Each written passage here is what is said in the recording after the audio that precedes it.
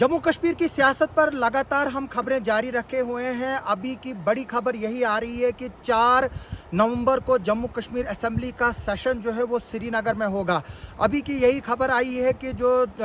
उमर अब्दुल्ला की गवर्नमेंट ने रिकमेंड किया है एलजी को कि वो 4 नवंबर को जम्मू कश्मीर के असेंबली का सेशन जो है वो बुलाएं और उस असेंबली सेशन को जो है वो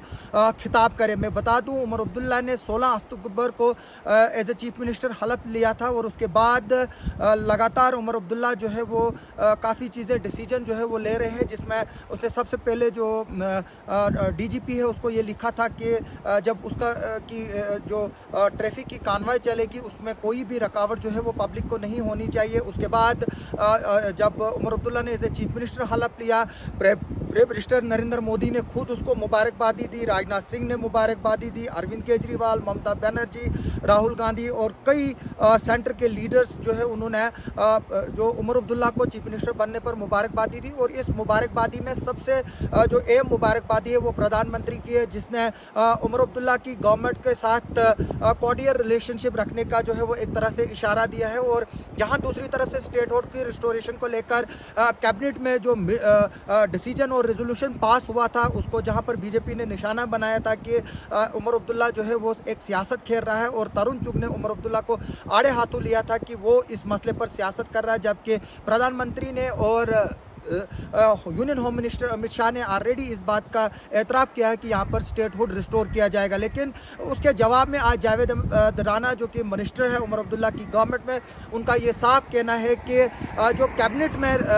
जो रेजोल्यूशन पास किया गया वो कोई छुपी हुई बात नहीं है, वो पब्लिक डोमेन में है और वो सबको पता था, इसमें इस तरह की कोई बात नहीं है। और उसने बगैर बीजेपी के लीडर्स का नाम लिए हुए ये बताया कि जम्मू कश्मीर को स्टेटहुड का जो है वो दर्जा वापस मिलना चाहिए। और मैं इसके अलावा ये भी बात बता दूं कि chief justice of India DY Chandrachud जो अगले महीने नवंबर में रिटायर्ड हो रहे हैं, वो भी उन्होंने भी इस इशू को डील करने के लिए जो है वो पिटीशन में हामी भरी है। और ये उम्मीद जाहिर की जा रही है कि 10 नवंबर तक जो है वो डिसीजन आ जाएगा स्टेटहुड को लेकर, जम्मू कश्मीर के रिस्टोरेशन को लेकर, क्योंकि 11 नवंबर 2024 को चीफ जस्टिस ऑफ इंडिया जो है वो रिटायर्ड हो रहे हैं, जिनकी जगह जस्टिस संजीव खन्ना जो है वो चीफ जस्टिस ऑफ इंडिया बनेंगे। अभी आज उमर अब्दुल्ला ने जम्मू का भी दौरा किया है और उन्होंने वहाँ पर एक बड़ी इमोशनल स्पीच भी की जो हमने आपको दिखाई भी है। और अभी की यही खबर है कि जम्मू कश्मीर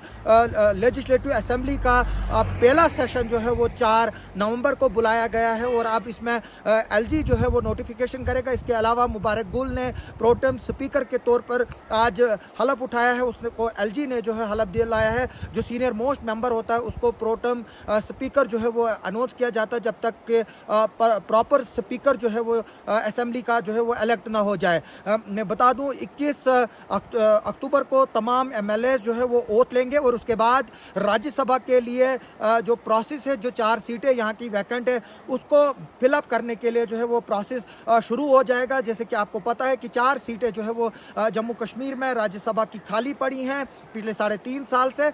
एक सीट पर डॉक्टर फारूक अब्दुल्ला जाएंगे। कश्मीर की जो दूसरी सीट अब है उस पर यह बताया जा रहा है कि अब चौधरी रमज़ान जो है वो फ्रंट रनर है, जबकि जो जम्मू की एक अशोर सीट है उसमें सजाद अहमद किचलू जो है उनका नाम आ रहा है कि उनको पार्टी वहाँ पर भेज रही है। जबकि बीजेपी के खाते में जो एक सीट पर जो मुकाबला होगा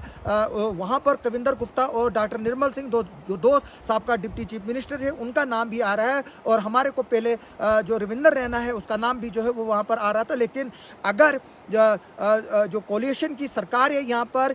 उनको पीडीपी ने और जो इंजीनियर रशीद के भाई और सज्जाद लोन ने मिलकर वोट दिए, तो जो बीजेपी की जो चौथी सीट है बीजेपी उस पर जो है वो सेफ नहीं है, क्योंकि 30 और 30 जो है वो 60 वोटों की ज़रूरत है। और बीजेपी के पास जो है फिर 29 ही वोट होंगे, 30 एक कैंडिडेट को जाएंगे, 30 दूसरे को जाएंगे, तो उससे भी जो है वो बीजेपी के लिए वो सीट जो है वो आसान नहीं है और एक टफ मुकाबला होगा। अब ये देखना होगा कि क्या सज्जाद लोन और जो इंजीनियर रशीद के भाई है वो साथ देंगे कोलिशन को कि नहीं देंगे। अगर वो एब्स्टेन भी रहते हैं तब भी बीजेपी जो है वो वहाँ से जीतेगी। इस पर हमारी आगे भी नज़र रहेगी। अभी की यही खबर है कि जम्मू कश्मीर असेंबली का जो पहला सेशन है वो 4 नवंबर को होगा।